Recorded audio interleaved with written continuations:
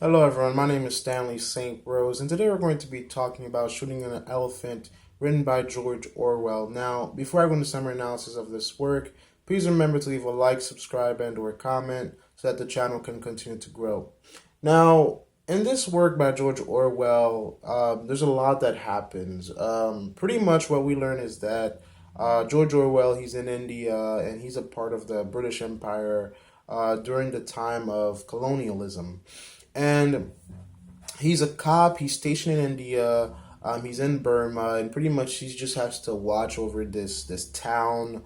It's not a very rich place. The people there, they live in very lowly homes. They don't have that much money. Some of the kids are running around naked. These are hardworking people. They work in the fields. They work in farms. They're doing everything that they can to survive. The British is like this big boot on their necks.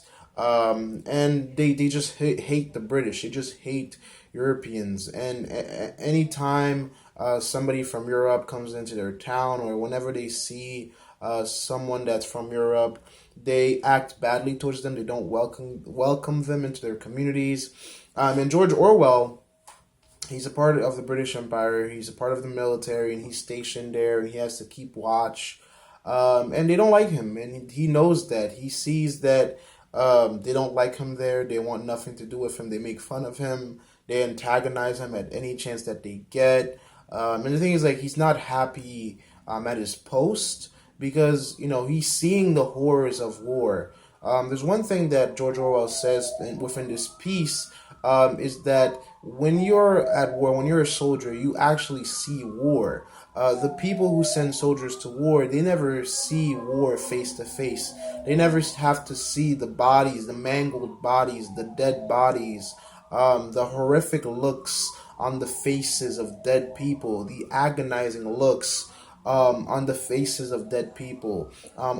George Orwell, he gives us very vivid and descriptive definitions of these dead bodies that he sees, and they're horrific. There are pictures that he's never going to stop seeing in his life because they're just so sad and so horrific.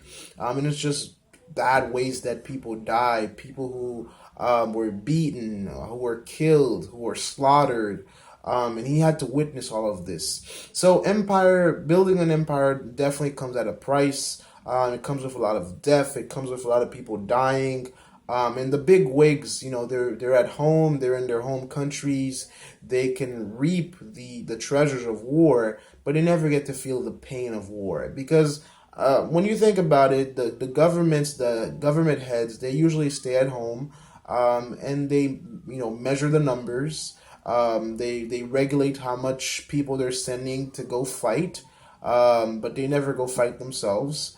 They're not the ones losing. Um, you know, all of those individuals. It's not people in their specific families. So he George Orwell, he's in this place and he's seeing both sides. He's seeing the role of empire, and he's seeing the role when you lose to the empire. And he doesn't fit in anywhere.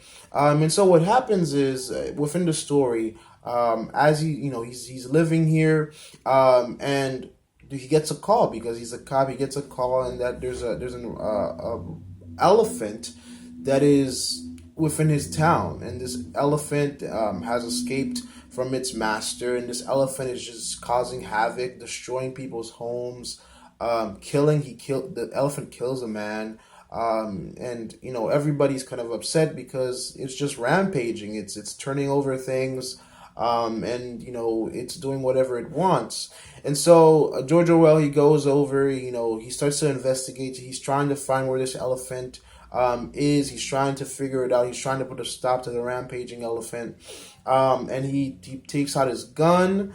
He goes and finds the elephant, and the closer he gets, he starts to see how people are reacting. So he starts to think to himself, I'm going to need a bigger gun. So he gets a bigger gun. He finds the dead body that the elephant pretty much demolished. And he actually spends some time with the dead body. He kind of tells us, really descriptive here, where he tells us how this man dies and the agony, the horror that's on this man's face because he gets trampled by an elephant. And think about how heavy an elephant is. It's not a joke. When you get stepped on by an elephant, it's, you can't even imagine how deadly and how bad that is. At least, okay, if you get hit by a car, it's a horrific thing. But I can't compare the both of them, but I would imagine getting picked up, slammed down, and then having this huge foot being placed on your back. It's not, and the thing is, like, the elephant, the way it kills the man, it's not like it just runs over him. The elephant kills him, like really kills this man. And the way that George Orwell takes time to describe this death to us, you can really see just the sadness and the horror in that. So George Orwell, he picks up his bigger gun, he goes and finds this elephant, and by the time he finds the elephant is peaceful, it's just eating grass, it's no longer rampaging. And the thing is, like, this is where we get the conflict, because when he grabs his bigger gun to go and kill this elephant, now the people, these Indian people, the Burmese, they're expecting a show. They're expecting this British officer to kill an elephant. And the thing is, like, it's not just because they want to see the show of an elephant being killed. They know that they can profit from the death of the elephant, because as soon as the elephant dies, they're going to strip it of all of its skin, all of its, they're only going to, like, even the bones they're going to use to do other things with. So there's profit for them. And then the other thing is that it's also a show. So by the time Orwell gets set up to kill the elephant, there's already 2,000 people waiting to see this elephant dies, and and the crowd just gets larger and larger and larger. And Orwell tells us he keeps seeing these yellow faces staring at him, and it's kind of like, if you ever watch one of those old movies where there's like two groups of soldiers, where it's like thousands and thousands and thousands of, or hundreds and hundreds and hundreds of men lined up, prepared for battle. It's like the Burmese are lined up, ready for war, but they're not going to war. They're just watching this one man killing an elephant. So it's kind of like they're watching man versus animal, and they're just excited. Now, what happens is pressure comes in, and Orwell doesn't want them to laugh at him. So he starts to think to himself, if he doesn't bother the elephant could just stay in the grassy land that it's in and just wait for its owner to come in and get him. And George Orwell, he's like thinking, maybe that's the best thing I should do. But the thing is, because of the fact that there's so many people watching him and keeping track of him, he's like, man, these people came for a show. And I feel their pressure. I feel their excitement, their energy. I have to give them what they're looking for. I have to give them a show. I'm paraphrasing. He doesn't say it like that, but the way he's saying it's like, I'm not killing this elephant because it's rampaging. I'm not killing this elephant because it's a runaway animal. I'm killing this because they're expecting me to kill it. And this is how, where, for me, I thought about how societal pressure still exists in the world. And it doesn't exist just for kids, it exists for adults too. And societal pressure, I guess, peer pressure, societal pressure, it exists for everyone, because you get it from your family. Your family pushes you, your family puts pressure on you, your friends, your family members, your society, expectations. They come from every part of society. And this cop, this man who's part of an army, he's literally, he's pressured into killing an animal, not because the animal was still rampaging, but because the people expected a show. They expected a spectacle, and if he failed in delivering that show to them, they were going to laugh at him, and he did not want that. He didn't want to be trampled by the elephant. He didn't want people to laugh at him. He didn't want people to see that he was weak. And so, he positions himself. He shoots the elephant, and this gets very descriptive, very vivid, very graphic. A lot of portions and a lot of different parts of this essay is very, very vivid, very descriptive, and you really get a picture from George Orwell.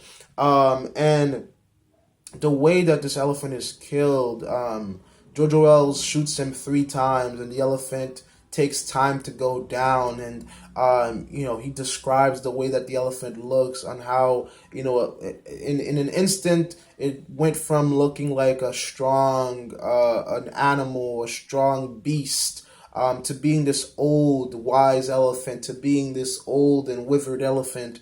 And when you look at an elephant, an elephant is one of the animals that they're very, I don't know, how do you say this? It's kind of like, it's a sight to see. It's a huge animal that we still have on Earth.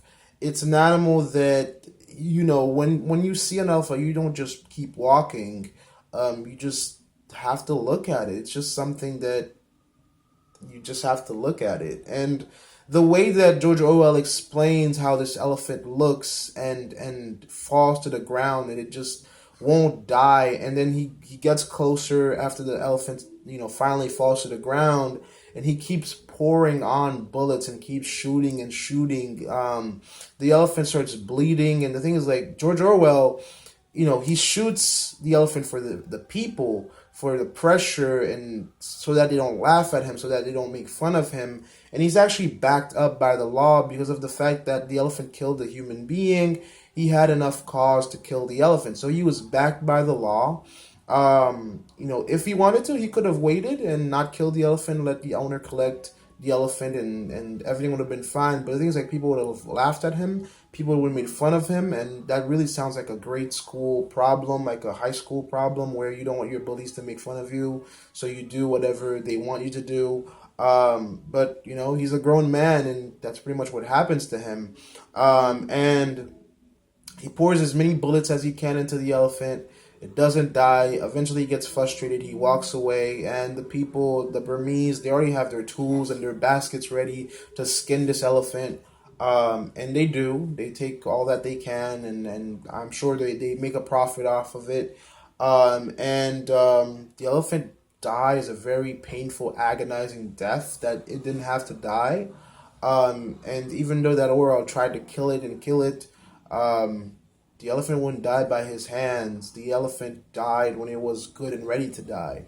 So there's a lot within this essay, and in many ways, Orwell was a puppet to the place that he was in, to the society that he was in, and he killed the elephant not through his own will, but through the will of the Burmese and what they were expecting from him, and the fact that he didn't want to be made fun of. And he says this himself, that he was kind of like a puppet in their hands. In terms of analysis, in terms of the deeper meaning here, you really have to look at the societal pressure and just how it really doesn't change. Peer pressure, societal pressure, it's always with you. Expectations from family members, mother, father, siblings, or I guess you can say 2,000 Burmese staring at you. It doesn't matter if you're a kid or an adult. There's always things pushing you in places where you may not want to go. And some people have enough, how do you say this? I would say some people have enough strength to walk away from it, but in this instance, Orwell didn't have that strength to say no. He did not want to face that crowd. He did not want to be rebuked by that crowd, and so he just falls into their trap, and he does what they wanted him to do. And the other thing you can really take away from this essay is the weight, the pressure of, what imperialism, when you're colonizing a different place, it takes a lot of weight on people. And Orwell, being on the line, living with the Burmese and also being part of the British Empire, and going through colonization, it's just something that's tough. And being with the people that you were conquering and being a part of the empire, it's tough to see both sides and to try to agree with one, because you really can't. And it's something that really bothered Orwell. So that's my summary analysis of this essay. Please remember to leave a like, subscribe, and or comment, and I'll see you guys in my next video.